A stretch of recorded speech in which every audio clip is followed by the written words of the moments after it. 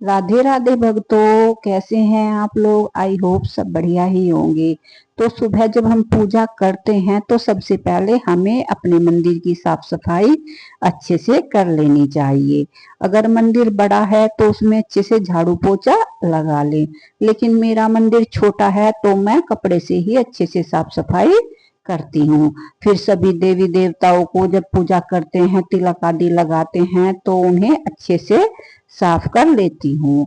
और फिर गंगा जल से छींटा लगाकर अपनी पूजा के सारे बर्तनों को अच्छे से साफ कर लेते हैं।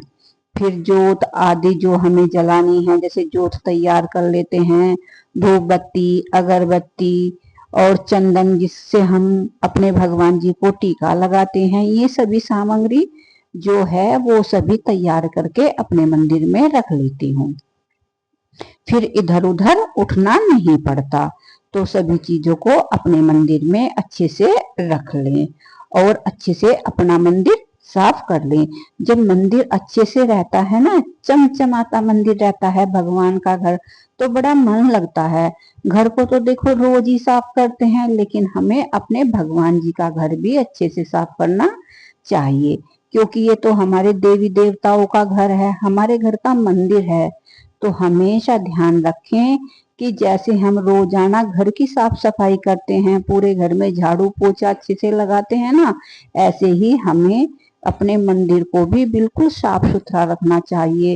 रोज अच्छे से अपने मंदिर की सफाई करनी चाहिए। अपने देवी देवताओं को अच्छे से स्नान आदि कराकर अपने मंदिर में बैठाने चाहिए।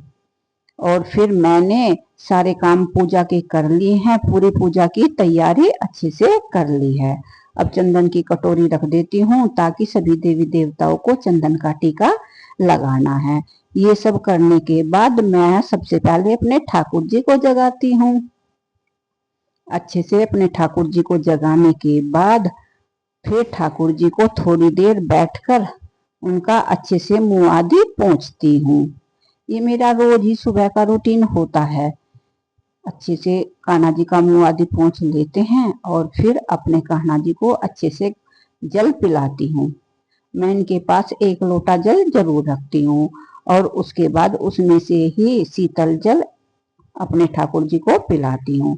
फिर मैं इनके स्नान की तैयारी कर लेती हूँ। पूजा की तैयारी पूरी होने के बाद ही अपने ठाकुर जी को स्नान कराएं, क्योंकि इसके बाद ही ठाकुर जी पूजा में बैठते हैं।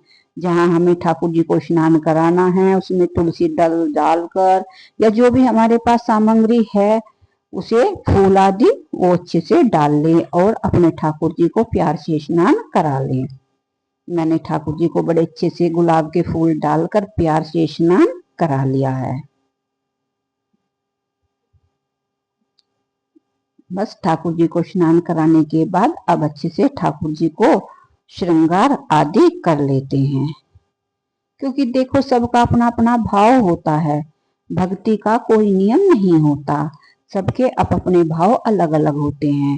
भगवान जी किसी से जैसी सेवा चाहते हैं वैसी ही करवाते हैं। अगर हम किसी का मजाक बनाते हैं कि वे ऐसे करते हैं, वे ऐसे करते नहीं, वो उनका भगवान के प्रति प्यार होता है। जैसे सब ठाकुर जी की सेवा करते हैं, तो कोई लल्ला लल्ला कहता है, कोई कहना, कोई ठाकुर जी, इतने अनेकों नाम लेते हैं। तो भगवान के प्रति ये उनका प्यार होता है। बस मेरी रोज की यही दिनचर्या होती है।